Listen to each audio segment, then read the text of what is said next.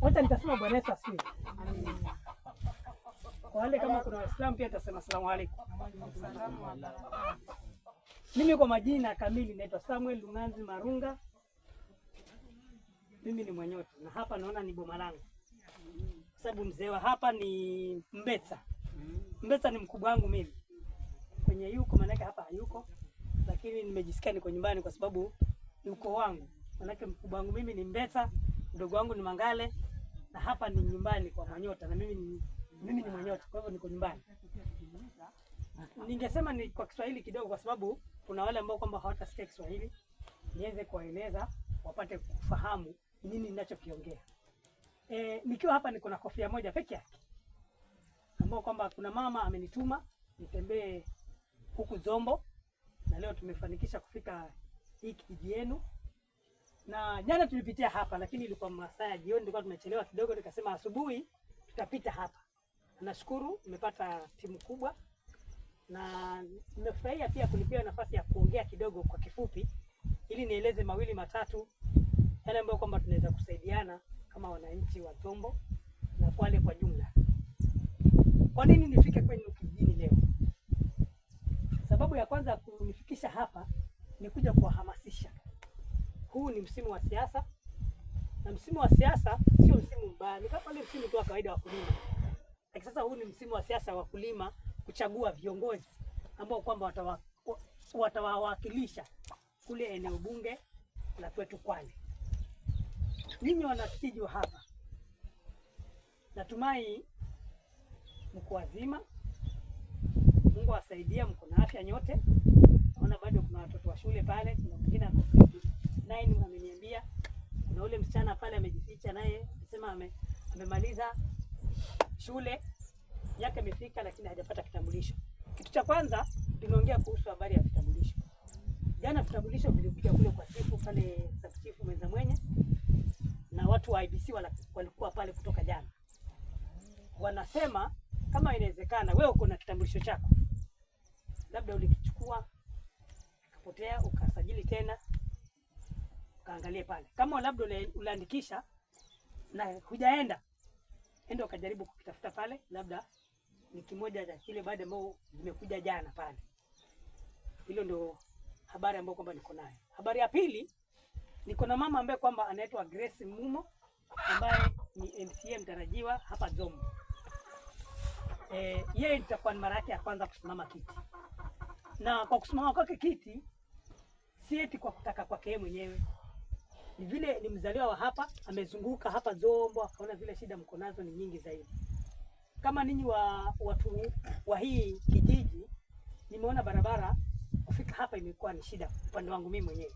Na hapa ninyi mko na mazao, labda pengine mmelima, unahitaji usafiri wa kwenda kule ng'ambo ya pili. Barabara nimeona pia iko na shida. Hata sidhani kama pia huku maji yako. Naona labda mnatumia ile maji iko pale chini. So pia maji hakuna. Na hospitali mkiwa hapa mnaenda hospitali gani? Visangalaweni. Kutoka hapa mnaenda mpaka Visangalaweni. Haya, mheshimiwa unasikia hapa hospitali hakuna. Wanaenda Visangalaweni, maji hakuna. Stima ndo kwanza tunahitaji. Stima kwanza ndo wanasema mama shule hospitali ndo sio hospitali. Yaani stima ndo ugonjwa kabisa. Hakuna.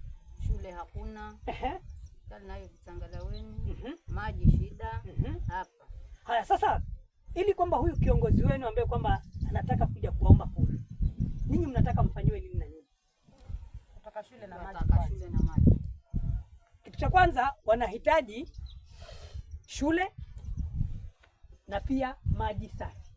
Ajenda ya mama ya kwanza kabisa baada ya kuzunguka Zombo, aliona wamama wakibeba maji kwa ndoo kwa hatua refu. Yeye katika ajenda yake ya kwanza anasema kwanza tupate maji Zombo safi kwa kila mtu. Kwanza maji kama venye ninyi mmesema. Maanake maji ndio uhai. Hiyo shule tuzijenga lakini kwa maji bado utalamika. Kwanza tuanze na hayo maji. Halafu tuboreshe huu kulima huu. Tena tukuje tuangazie mambo ya shule, pia mambo ya hospitali lakini ninyi kwa kijiji hii naona mmelalamika sana shule na maji. Ningeomba kitu kimoja, kiongozi ambaye kwamba ni msikiza jamii ama ni mpenda maendeleo, yeye hutembelea vijijini kuja kuwaongelesha na hataki ukabila. Ushasikia mama zangu? Ukabila tuupunguze kidogo. Pili, kiongozi mzuri hatakange kutoa mgumulo. Mgumulo, kiongozi akikuja hapa akikwambia mimi nataka unisaidie kura yako lakini nitakupa shilingi 50 ama 200, huyo si kiongozi mzuri. Kiongozi mzuri ni yule anakuletea maendeleo. Ama ni yule anakupea shilingi 50. Yule shilingi 50 akusaidii. Anakupa shilingi 50 anaenda akienda. Wewe unabaki ukiteseka. Lakini kiongozi mzuri ni yule ambaye kwamba anakuja huku mashinani, mnaongea na yeye na anafanya zile vitu mnavyotaka. Mimi sitakuwa na mambo mengi. Ninachokisihi, wakati wa kura ukifika, mama atatembea mpaka huko. Ndio ametutuma sisi wenyewe. Kwanza tujue njia, tutamleta kijiji gani, shida za huko. Amenituma akaniuliza, uende ongee na wanakijiji wakuambie zile shida ambazo kwamba wako nazo. Sasa hii pia yeye mwenyewe atasikia kwa hivi kwamba shida za huku maji safi na shule. Natumai amesikia na atasimama na ninyi.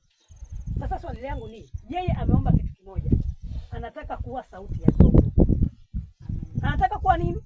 Sauti ya Zombo. Grace Mumo yeye anataka kuwa sauti ya Zombo. Kwa vijana anataka muimbe hiyo nyimbo kidogo.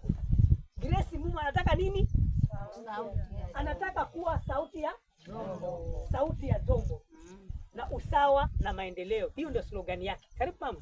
Asante mshakaji. Habari zetu. Nashukuru sana. Pole mama, hatukukuita.